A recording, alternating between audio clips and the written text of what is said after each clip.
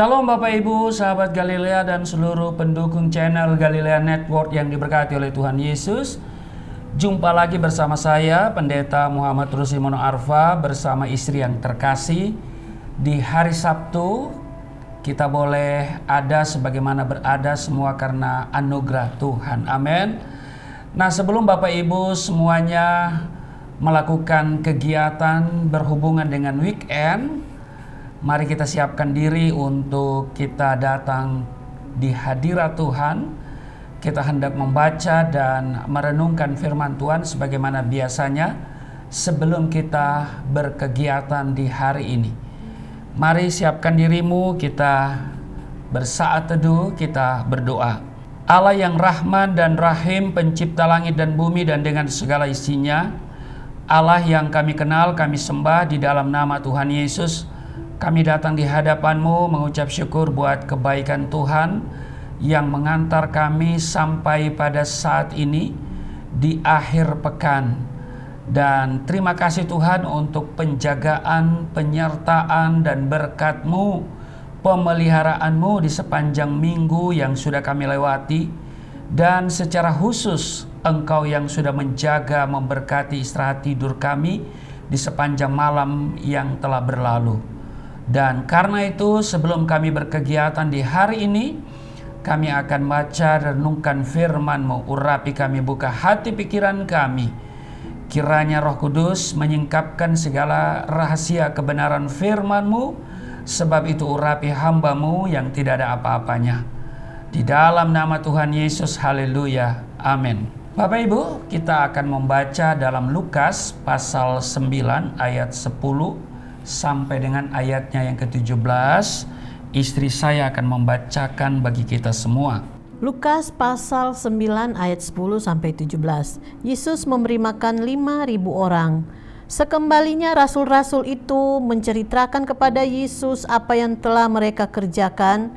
Lalu Yesus membawa mereka dan menyingkir ke sebuah kota yang bernama Betsaida, sehingga hanya mereka yang bersama Dia. Ayat 11, akan tetapi orang banyak mengetahuinya, lalu mengikuti Dia. Ia menerima mereka dan berkata-kata kepada mereka tentang kerajaan Allah, dan Ia menyembuhkan orang-orang yang memerlukan penyembuhan. Ayat 12, pada waktu hari mulai malam, datanglah ke-12 muridnya kepadanya dan berkata, suruhlah orang banyak itu pergi, supaya mereka pergi ke desa-desa dan kampung-kampung sekitar ini untuk mencari tempat penginapan dan makanan. Karena di sini kita berada di tempat yang sunyi. Ayat 13, tetapi Ia berkata kepada mereka, kamu harus memberi mereka makan. Mereka menjawab, yang ada pada kami tidak lebih daripada 5 roti dan 2 ikan, kecuali kalau kami pergi membeli makanan untuk semua orang banyak ini. Ayat 14, sebab di situ ada kira-kira 5.000 orang laki-laki. Lalu Ia berkata kepada murid-muridnya, suruhlah mereka duduk berkelompok-kelompok, kira-kira 50 orang sekelompok. Ayat 15, murid-murid melakukannya dan menyuruh semua orang banyak itu duduk. Ayat 16, dan setelah Ia mengambil 5 roti dan 2 ikan itu, Ia menengadah ke langit, mengucap berkat, lalu memecah-mecahkan roti dan memberikannya kepada murid-muridnya, supaya dibagi-bagikannya kepada orang banyak. Ayat 17, dan mereka semuanya makan sampai kenyang, kemudian dikumpulkan potongan-potongan roti yang sisa sebanyak 12 bakul.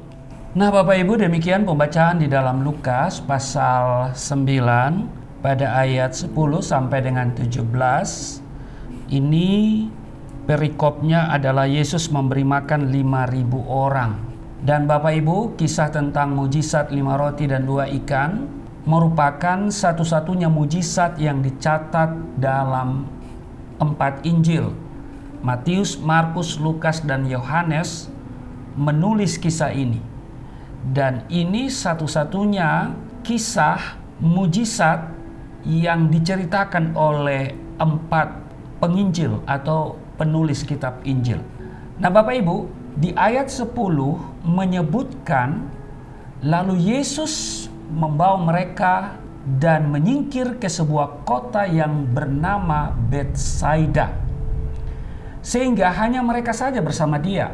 Yesus sedang mengumpulkan murid-muridnya secara khusus untuk menyendiri, supaya mereka memiliki waktu untuk bersama dengan dia. Tetapi Bapak Ibu, ternyata orang banyak mengetahuinya dan kemudian mengikuti mereka. Nah, melihat orang banyak datang kepadanya, Yesus menerima mereka, bahkan ia mengajar dan menyembuhkan yang sakit. Itu di ayatnya yang ke-11. Ya, kalau saya bacakan kembali, pada ayatnya yang ke-11 dikatakan begini Bapak Ibu.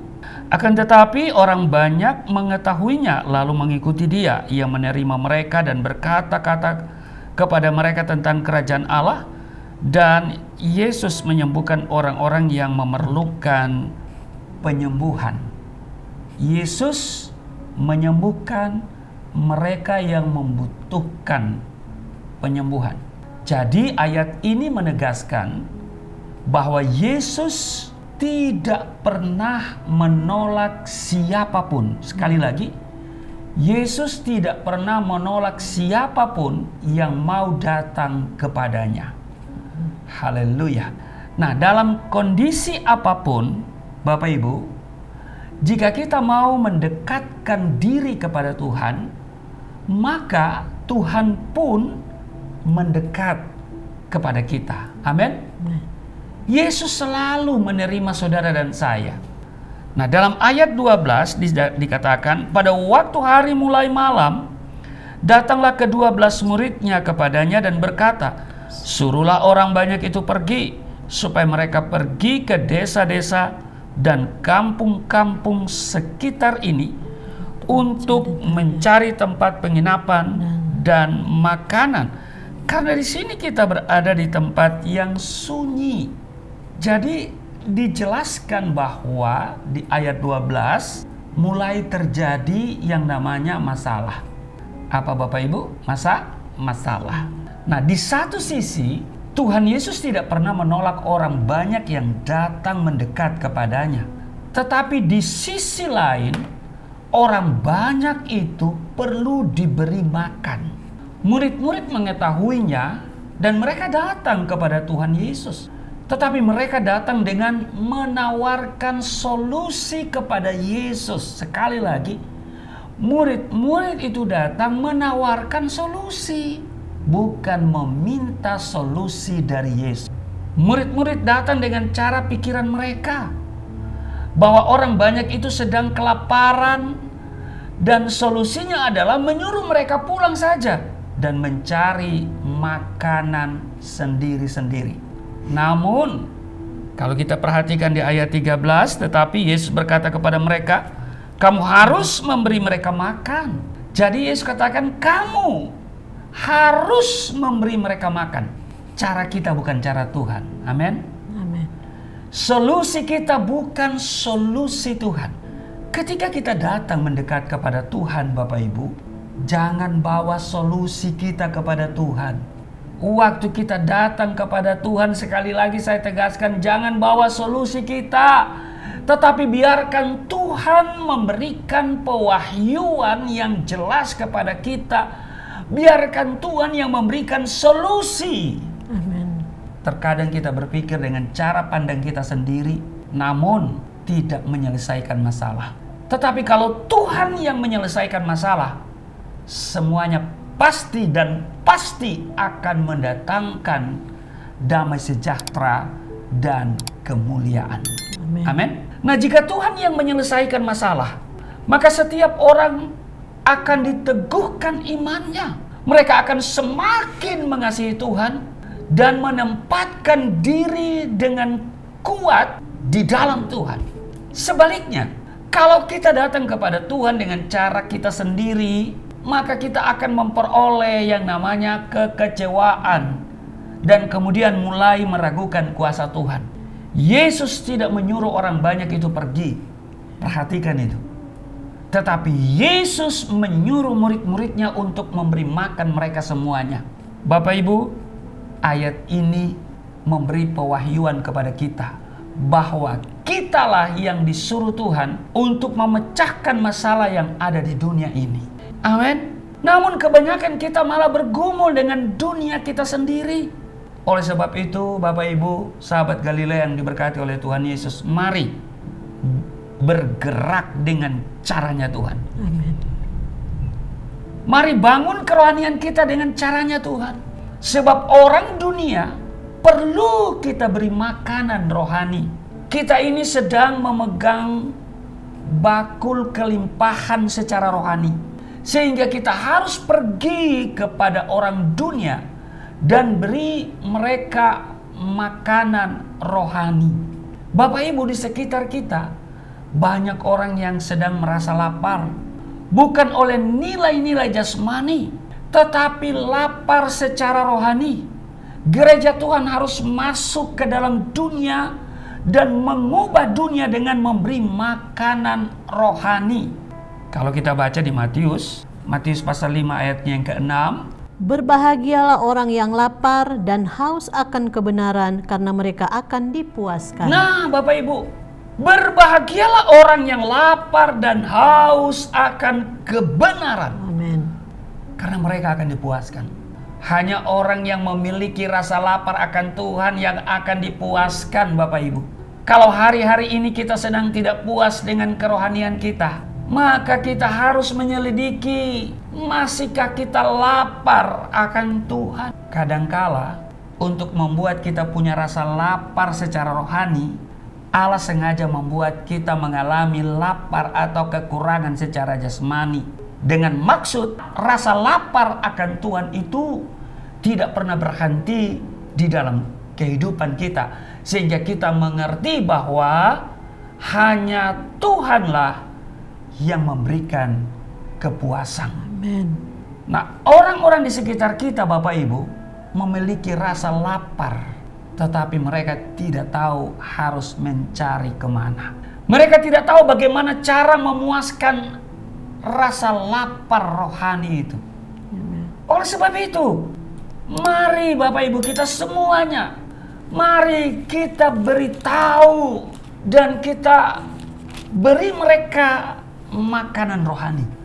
Kita punya roti kehidupan yang bisa kita bagikan kepada mereka sampai mereka mengalami kepuasan di dalam Tuhan.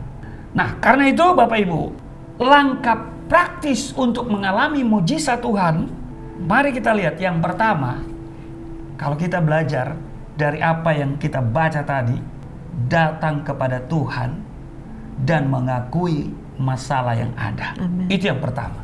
Setelah Yesus menyuruh murid-muridnya untuk memberi makan orang banyak itu, dalam Lukas pasal 9 ayat 13 tadi, tetapi ia berkata kepada mereka, kamu harus memberi mereka makan. Mereka menjawab, yang ada pada kami tidak lebih daripada 5 roti dan 2 ikan, kecuali kalau kami pergi membeli makanan untuk semua orang banyak ini. Nah, Bapak Ibu lihat. Jadi dalam Lukas pasal 9 ayat 13, Yesus kan menyuruh mereka, kamu harus memberi mereka makan. Tetapi mereka menjawab begini, yang ada pada kami tidak lebih daripada 5 roti dan 2 ikan, kecuali kalau kami pergi membeli makanan untuk semua orang banyak ini. Bapak Ibu sahabat Galilea yang diberkati oleh Tuhan Yesus, murid-murid mengakui bahwa yang ada pada mereka hanya 5 roti dan 2 ikan. Bahkan kalau kita baca di Yohanes pasal 6 ayatnya yang ke-7, di sana mencatat bahwa Filipus berkata kepadanya, roti seharga 200 dinar tidak akan cukup untuk mereka ini, sekalipun masing-masing mendapat sepotong kecil saja. Nah, Bapak Ibu lihat bahwa roti seharga 200 dinar tidak akan cukup untuk mereka ini, sekalipun masing-masing mendapat sepotong kecil saja. Murid-murid menyuruh orang banyak itu pergi karena mereka merasa tidak punya apa-apa untuk diberikan. Lalu mereka datang kepada Yesus dan mengakui masalah yang ada. Bahwa orang banyak itu perlu makanan dan mereka tidak punya apa-apa. Mereka tidak punya cukup uang untuk membeli makanan. Saudara punya masalah apa? Saudara punya sesuatu pergumulan dan saudara tidak punya apa-apa. Saudara pikir mustahil dan mungkin orang berkata tidak mungkin. Tapi mari datang kepada Tuhan Yesus. Sampaikan apa masalahmu, sampaikan pergumulanmu, karena Tuhan Yesus Maha sanggup untuk memberikan apa yang kau minta. Tuhan Yesus Maha sanggup untuk menyediakan yang engkau butuhkan. Jadi Tuhan mau kita datang dan mengakui setiap keperluan kita dan meminta kepadanya. Ada pemahaman yang salah yang mengatakan begini, bahwa ya karena Tuhan tahu segala isi hati kita, maka kita tidak perlu lagi meminta kepada Tuhan. Saudara, ini pemahaman yang keliru. Tapi yang benar adalah kalau kita butuh, maka kita harus meminta kepada Tuhan.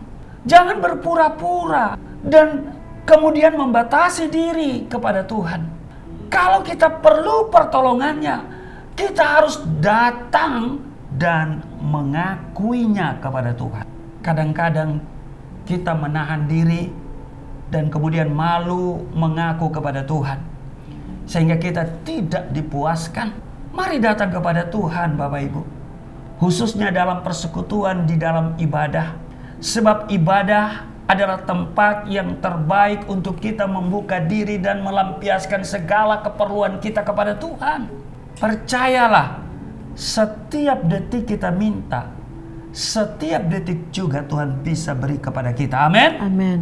Itu yang pertama. Jadi kita harus datang kepada Tuhan, mengakui, ungkapkan semua masalah yang ada. Yang kedua, periksa apa yang kita punya, bukan apa yang tidak kita punya. Yohanes pasal 6 ayat 9, apa yang dikatakan di sana? Di sini ada seorang anak yang mempunyai 5 roti jelai dan 2 ikan. Tetapi apakah artinya itu untuk orang sebanyak ini? Nah, Bapak Ibu, Tuhan menginginkan apa yang ada pada kita, bukan apa yang tidak ada pada kita. Tuhan memberkati kita dengan apa yang ada pada kita, bukan apa yang tidak ada pada kita. Tuhan memakai kita dengan apa yang ada pada kita, bukan apa yang tidak ada pada kita. Kita perlu memeriksa apa yang kita punya. Tidak peduli apakah yang kita punya itu terlalu kecil atau sedikit, itu bisa dipakai oleh Tuhan. Mujizat dalam kisah ini itu bisa terjadi karena ada yang mengaku dan punya 5 roti 2 ikan. Percayalah, mujizat Tuhan masih tersedia bagi setiap kita. Amin. Mujizat Tuhan masih disediakan bagi saudara dan saya, bagi kita semua. Jangan pernah menganggap kita terlalu kecil atau sedikit atau tidak penting. Apa yang ada pada kita, sekalipun itu terlalu kecil, mungkin sedikit, atau bahkan mungkin tidak penting, jangan anggap itu hina. Karena Tuhan bisa pakai yang kecil, yang sedikit, yang tidak penting menjadi banyak, menjadi penting dan menjadi sangat berarti. Tuhan bergerak dari yang kecil kepada hal-hal yang besar dan ajaib. Amin. Amin. Amin. Keluaran pasalnya yang keempat, ayat 1 dan 2, di sana menjelaskan kepada kita. Lalu sahut Musa, bagaimana jika mereka tidak percaya kepadaku dan tidak mendengarkan perkataanku, melainkan berkata, Tuhan tidak menampakkan diri kepadamu. Tuhan berfirman kepadanya, apakah yang di tanganmu ini? Jawab Musa, tongkat. Tuhan bertanya, apakah yang ada di tanganmu itu? Tuhan bertanya kepada kita, apa yang ada padamu? Tuhan bertanya kepada Musa, apakah yang ada di tanganmu itu? Apa jawab Musa? Tongkat. Sekalipun Musa tidak pandai bicara di depan banyak orang Israel, Tuhan bisa pakai Musa dengan apa yang ada padanya, yaitu sebuah tongkat yang sederhana. Tongkat Musa itu akan mendatangkan mujizat. Amin. Amin. Tongkat Musa itu akan mendatangkan mujizat Tuhan, Bapak Ibu. Keluaran 4 ayat 17. Dan bawalah tongkat ini di tanganmu, yang harus kau pakai untuk membuat tanda-tanda mujizat. Nah, bawalah tongkat ini di tanganmu, yang harus kau pakai untuk membuat tanda-tanda mujizat. Bapak Ibu sahabat Galilea yang diberkati oleh Tuhan Yesus, mari periksa apa yang ada pada kita. Itu bisa dipakai oleh Tuhan untuk mendatangkan dan untuk mengadakan tanda-tanda heran, tanda-tanda ajaib, mendatangkan mujizat. Jangan nilai rendah apa yang ada padamu. Amin. Karena hal itu bisa membawa kedahsyatan yang luar biasa. Itu akan mendatangkan, membawa kedahsyatan Tuhan yang luar biasa. Keluaran 4 ayat 20. Kemudian Musa mengajak istri dan anak-anaknya lelaki, lalu menaikkan mereka ke atas keledai, dan ia kembali ke tanah Mesir, dan tongkat Allah itu dipegangnya di tangannya. Nah Bapak Ibu, tongkat Musa yang sederhana itu telah berubah menjadi tongkat Allah. Kalau apa yang ada pada kita, kita serahkan kepada Tuhan, maka hal itu akan berubah. Bukan menjadi milik kita lagi, tetapi menjadi miliknya Allah. Amin. Amin. Jadi saudara, yang pertama adalah datang kepada Tuhan dan nyatakan masalah yang ada. Yang kedua apa? Periksa apa yang kita punya, bukan apa yang tidak kita punya. Dan yang ketiga yaitu apa? Mengucap syukur. Yohanes pasal 6 ayatnya yang ke-11 memberitahu kepada kita semua. Lalu Yesus mengambil roti itu, mengucap syukur dan membagi-bagikannya kepada mereka yang duduk di situ. Demikian juga dibuatnya dengan ikan-ikan itu sebanyak yang mereka kehendaki. Nah, yang ketiga mengucap syukur. Amin. Yesus mengambil roti itu, mengucap syukur dan membagi-bagikannya kepada mereka yang duduk di situ. Ada berapa banyak mereka yang duduk? Laki-laki ada 5.000, tidak termasuk perempuan dan anak-anak. Mereka bisa makan dengan kenyang dan masih ada sisa 12 bakul. 5 roti dan 2 ikan dibawa kepada Yesus, dan ia mengucap syukur atasnya, sehingga terjadi mujizat. Amin. Amin. Terjadi kelimpahan 12 bakul. Kita harus mengucap syukur dalam segala hal. Karena melalui ucapan syukur terjadi transformasi Allah. Mari kita penuhi hidup kita dengan ucapan syukur. Jadi Bapak Ibu, mujizat masih tersedia bagi kita semua. Amin. Amin. Karena itu langkah yang harus kita buat yang pertama adalah datang kepada Tuhan, nyatakan, akui, ceritakan masalah yang ada padamu. Yang kedua, periksa apa yang kita punya. Apa yang kita punya? Iman. Amin. Amin. Apa yang kita punya? Alkitab. Apa yang kita punya? Doa. Apa yang kita punya? Tuhan. Amin. Bukan apa yang tidak kita punya, saudara. Amin. Amin. Dan yang ketiga, mengucap syukur dalam segala keadaan. Mujizat pasti terjadi. Amin. Karena itu masih disediakan bagi Bapak Ibu, bagi saudara dan saya. Amin. Amin. Tuhan Yesus memberkati. Selamat berakhir pekan, selamat berkegiatan. Tuhan Yesus memberkati. Mari kita berdoa. Terima kasih untuk hari ini. Kami diingatkan bahwa mujizat masih tersedia bagi kami. Karena itu kami mau datang kepada Tuhan, mengakui segala apa yang kami butuhkan, masalah yang ada pada kami. Dan Tuhan akan memberkati apa yang ada pada kami. Karena itu kami melihat apa yang kami punya, sekalipun itu kecil, sedikit, tidak penting. Tapi kami tidak akan menganggap enteng hal itu. Sebab apa yang kecil, yang sedikit Tuhan bisa pakai untuk menjadi besar dan dahsyat. Amin. Kami juga diajarkan untuk mengucap syukur dalam segala keadaan. Terpujilah Engkau, berkati seluruh sahabat Galilea dalam kegiatan akhir pekan ini bersama keluarga mereka. Lindungi, sertai semuanya penuh damai sejahtera. Tidak ada yang celaka, tidak ada yang sakit-sakitan. Di dalam nama Yesus kami berdoa dan mengucap syukur. Haleluya. Amin. Amin.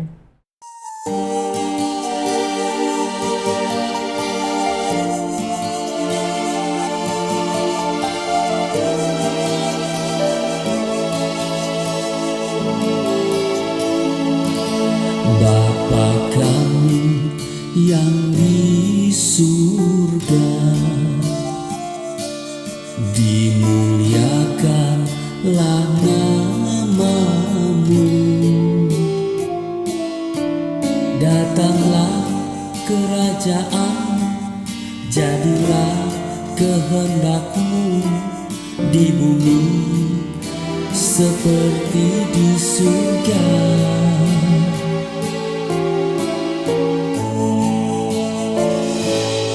Berikanlah kepada kami makanan yang secukupnya. Ampunilah dosa kami seperti kami mengampuni orang yang bersalah pada kami.